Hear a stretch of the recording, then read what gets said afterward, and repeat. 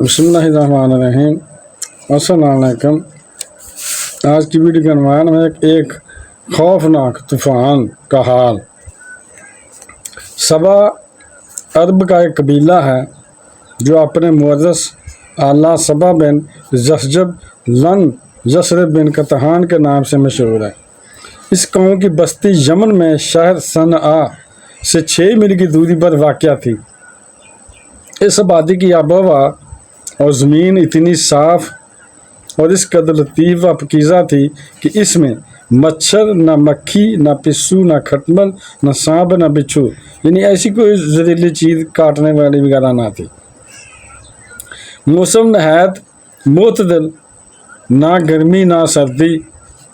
یہاں کے باغات میں اس قدر کثیر پھل آتے تھے کہ جب کوئی شخص سر پر ٹوکرا لے کر گزرتا تو بغیر ہاتھ لگائے قسم قسم کے پھلوں سے اس کا ٹوکرا بھر جاتا تھا۔ غزج قوم بڑی فارغ البالی اور خوشحالی میں امن و سکون اور آرام و چین سے زندگی بسر کر رہی تھی، مگر نعمتوں کی کثرت اور خوشحالی نے اس قوم کو سرکش بنا دیا تھا۔ یعنی اتنی نعمتیں اللہ تعالیٰ نے عطا کی تھی۔ یہ بات واقعہ مشہور ہے کہ جب کوئی نعمتیں بندے کو زیادہ مل جائے نا تو وہ ناشکری کرنے لگتا، اللہ تعالیٰ کی ناشکری کرتا تھا، اللہ تعالیٰ کو بھول جاتا ہے۔ اللہ تعالیٰ نے اس قوم کی ہدایت کے لیے یکے بعد دیگر 13 نبیوں کو بھیجا، یعنی 13 نبیوں تشریف لائے باری باری، جو اس قوم کی خدا کی نعمتیں یاد دلا کر عذاب الہی سے ڈراتے رہے، جو اس قوم کو نعمتیں یاد کراتے اور عذاب الہی سے ڈرواتے رہے، مگر ان سرکشوں نے خدا مقدس نبیوں کو جھٹلا دیا۔ یہ جو لوگ تھے نا بفرے ہوئے مچھرے ہوئے، انہیں نبی کو جھٹلایا، نبیوں کہتے تم جھوٹے ہو۔ اس قوم کا سردار کا نام حماد تھا۔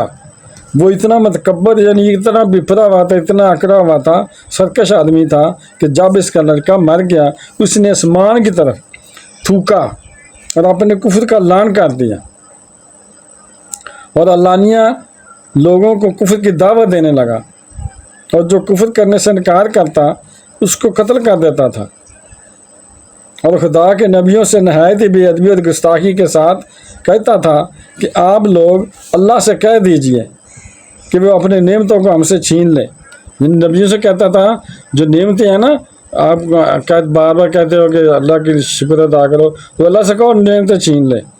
پھر میں دیکھتا ہوں کیسے چھینتا ہے۔ یہ اس کا گمان تھا کہ شاید نعمتیں اللہ نے نہیں دی، میری خود ہی پیدا کی ہوئی ہیں۔ جب حماد اور اس کی قوم کا طغیان عصیان بڑھ گیا، یعنی ناشکری اتنی بڑھ گئی، تو اللہ تعالیٰ نے اس قوم پر سیلاب کا عذاب بھیجا، یعنی پانی کا عذاب بھیجا، اور ڈوری کھینچنی شروع کر دی، ڈوری کھینچی، تنکا لگایا ڈوری کو، جس سے ان لوگوں کے بغات اور اموال و مکانات سب غرق اور فنا ہو گئے۔ بغات بھی ختم ہو گئے، جو پھل وہ کھاتے تھے اور شکر ادا نہیں کرتے تھے، ڈور ڈنگر مویشی جانور بھی ختم ہو گیا، مکان بھی گر گئے، وہ پوری بستی ریت کے تودوں میں دفن ہو گئی۔ اور اس طرح یہ قوم تباہ و برباد ہو گئی کہ ان کی بربادی ملک عرب میں ضرب المثل بن گئی، ایک مثال قائم ہو گئی۔ عمدہ اور لذیذ پھلوں کے باغات کی جگہ جاؤ اور جنگلی بیروں کے خاردار اور خوفناک جنگل اگ گئے، اور یہ قوم عمدہ اور لذیذ پھلوں کے لیے ترس گئی۔ جو پھل تھے نا کثیر تعداد میں کھاتے تھے، اب وہ ترسنے لگی کیونکہ باغات ختم ہو گئے، اور ان کی جگہ خاردار جھاڑیاں، کانٹے دار جھاڑیاں درخت اگ گئے، جو چند بیروں کے درخت جو جھاڑیوں میں بیر بھی لگتے ہیں۔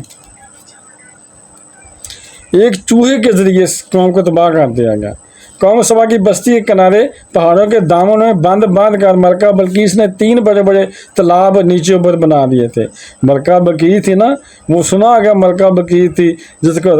سلیمان علیہ السلام نے زیر کیا تھا، ان سے شادی بھی کی تھی، وہ کفر کرتی تھی، شہزادی تھی ملک سبا کی۔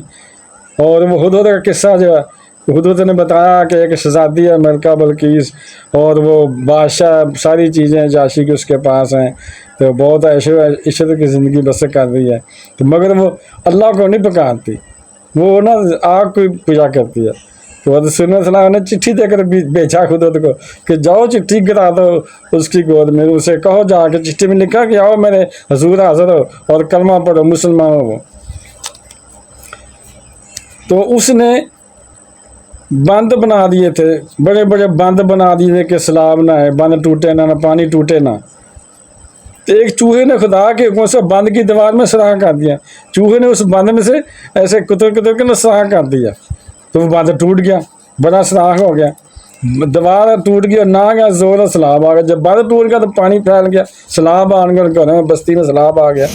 بستی والے سراخ اور شکار سے غافل تھے، یعنی بستی والے جو سوچ رہے تھے کہ یہ بند کبھی نہیں ٹوٹے گا، ہم آرام سے یعنی زندگی گزارتے رہیں گے، تو بند ٹوٹ گیا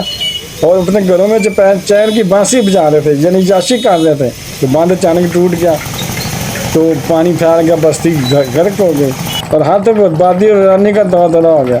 ہر طرف بربادی ہو گئی۔ اللہ تعالیٰ نے قوم سبا کے صلاحیت آفرین سیلاب کا تذکرہ کرتے فرمایا قرآن مجید میں کہ لقد کانا لیسا بائن فی مسکنہم آیا جنتان عن یمین و شمال کلوا من رزق ربکم واشکروا لہ بلدۃ طیبۃ ورب غفور فأرادوا فأرسلنا علیہم سیل العارم وبدلناہم بجناتہم جنتین ذواتا اکل خمط وآل وشیء من صدر قلیل ذلک جزیناہم بما کفروا وہل نجزی الا الکفور۔ ترجمہ اس کا یہ ہے، بے شک قوم سبا کے لیے ان کی بادی میں نشانی تھی، وہ باغ دانے اور بائیں انہیں کہا گیا اپنے رب کا رزق کھاؤ، اس کا شکر ادا کرو۔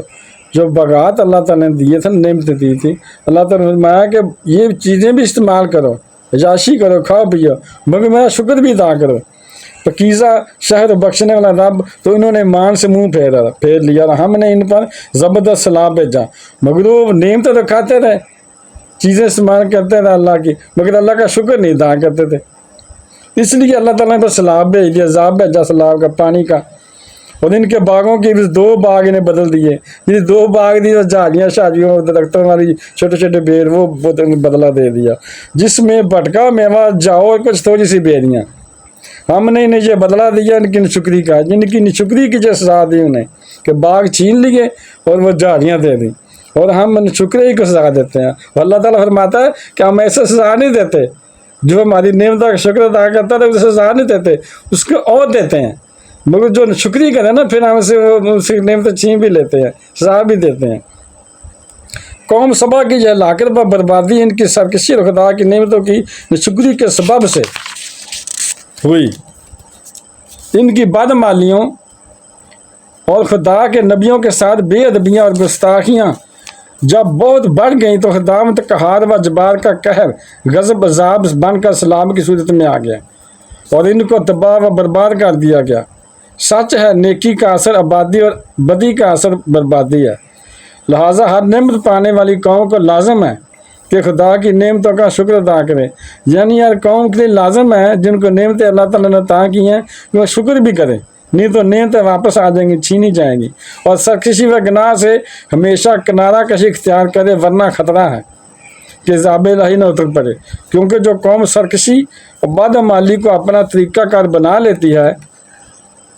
تو اس کا لازمی اثر یہی ہوتا ہے کہ وہ قوم عذاب الہی کی ماں سے برباد اور اس کی آبادیاں تہس نہس ہو کر ویرانہ بن جاتی ہیں۔ میرے بہن بھائیو، بیٹے تو بیٹیوں، اگر آپ کو ویڈیو پسند آئی ہے تو اگر ابھی تک آپ نے میرے چینل کو سبسکرائب کیا اور لازمی کر لیں اور بیل کو دبا کر آل پر کلک کر دیں تاکہ میرے آنے والی اچھی سے اچھی ویڈیوز آپ کو ملتی رہیں۔ چلو دیکھتے ہیں، ملتے ہیں نیکسٹ ویڈیو میں۔ السلام علیکم، خدا حافظ۔